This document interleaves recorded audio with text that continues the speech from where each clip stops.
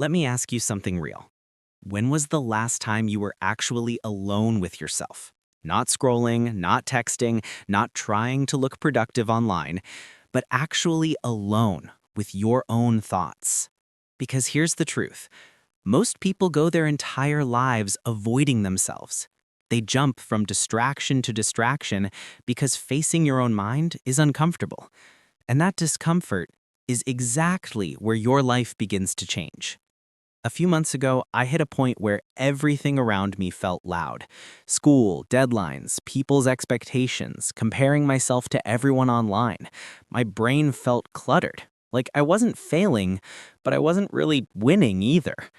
And one random night, I decided to disappear for 30 days. Not from life, but into my own life. And what happened shocked me. My habits changed. My confidence came back. I stopped caring about dumb things that used to drain me. I felt lighter. So today, I want to give you the exact 30-day solo challenge I followed, step by step. And if you actually do this, even halfway, your entire mindset will shift. You'll start feeling in control again. You'll start trusting yourself. Ready? Because this challenge gets uncomfortable fast. Week 2 is where the challenge becomes practical. This is where you rebuild the foundations of your habits, but slowly, deliberately, like someone designing a new operating system. And the rule for this week is simple. No big goals, only small, repeatable habits. Commit to 3 tiny, non-negotiable tasks every day. 10 minutes of movement, walking, stretching, anything. 10 minutes of reading or learning. 10 minutes of decluttering your environment. You might think 10 minutes is nothing, but that's the trap. Small habits slip under your brain's "this is too hard" alarm. Before you know it, you're stacking wins every day. And those wins add up. Fast. Most students fail because they try to overhaul their entire life in one day. I'll wake up at 5 a.m., I'll study for 5 hours, I'll meditate, I'll start a business, and then by 3 p.m. they're burnt out, ordering snacks, scrolling TikTok, and hating themselves. But in this challenge, you're rebuilding trust with yourself. You're proving that when you say you'll do something, you actually do it. And that feeling, it's addictive. By day 14, you start to feel momentum again, a quiet confidence, a sense that you're slowly getting your life back under control. Now we enter the part nobody likes, the social detox. And don't worry, you're not ghosting anyone, you're just creating boundaries for the first time. For these 6 days, you limit all unnecessary social interactions. That means no random gossip chats, no endless scrolling, not trying to look productive online, but actually alone with your own thoughts. Because here's what's wild. The moment you stop seeking validation or attention from others, your brain recalibrates. You stop worrying about what people think of you. You stop checking your phone every 5 minutes. You stop wasting emotional energy on people who would never show up for you anyway. And in that space, you learn who you actually are without the noise of other people's opinions. You'll notice which friendships feel forced and which ones feel peaceful. You'll notice how much energy you gain when you're not constantly reacting to messages or notifications. And by day 20, your mind feels clearer, your energy feels protected, and social media starts to feel optional instead of automatic. This is where the challenge quietly starts transforming your life. This is the phase where most people quit, but if you push through it, this is where everything locks into place. For these 6 days, your focus is discipline through simplicity. Pick one goal, not 5, not 10, one. It could be studying consistently, fixing your sleep schedule, working on a side project, cleaning your environment, anything. And for 6 days straight, you show up for that one goal, even when you don't feel like it. Especially when you don't feel like it. This part of the challenge is designed to teach you something powerful. Motivation is trash.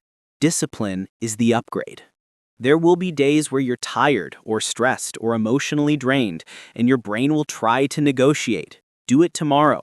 It's not that serious. But when you push through that resistance, when you show up anyway, you become the kind of person who doesn't break their own promises. And that version of you? Unstoppable. By day 26, the challenge becomes automatic. You start waking up with purpose. You stop procrastinating as much. You feel aligned again, like you're finally becoming the person you always knew you could be. The final 4 days are the most transformative, not because of what you do, but because of what you realize. These days are all about reflection, integration, becoming a new version of yourself on purpose. Every night, answer these 3 questions. What have I learned about myself this month?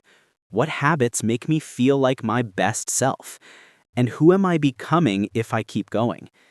This is where the change becomes real. You start seeing the patterns you've broken, the distractions you've removed, the strength you didn't know you had. You begin to understand why your old life felt so heavy and why this new version feels lighter, cleaner, more intentional.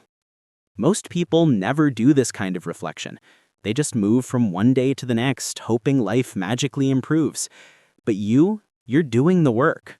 You're becoming aware. And by day 30, you realize something important. Your life didn't change because of the challenge. It changed because you finally showed up for yourself. And that is the real transformation. So here's the truth. Your life doesn't get better by accident. It gets better when you take back control, when you step away from distractions, rebuild your habits, protect your energy, and show up for your goals consistently, even when nobody's watching. This 30-day solo challenge isn't magic. It's discipline, it's clarity, it's choosing to grow, even when it's uncomfortable. And if you've ever felt stuck, lost, overwhelmed, burnt out, or unsure of who you're becoming, this challenge is exactly what you need. Start tonight, not next Monday, not after exams, not when life calms down. Because life never magically becomes easier, but you can become stronger. So here's my challenge to you. Commit to the first 7 days. Just 7. If you don't feel a shift by then, stop. But I'm telling you, you will. And when you do, the rest of the month becomes effortless. Let's level up together. Let's make the next 30 days the turning point you look back on years from now and say that's when everything changed. Hit like if you needed this. Subscribe if you're ready for the next challenge. And I'll see you on day 1.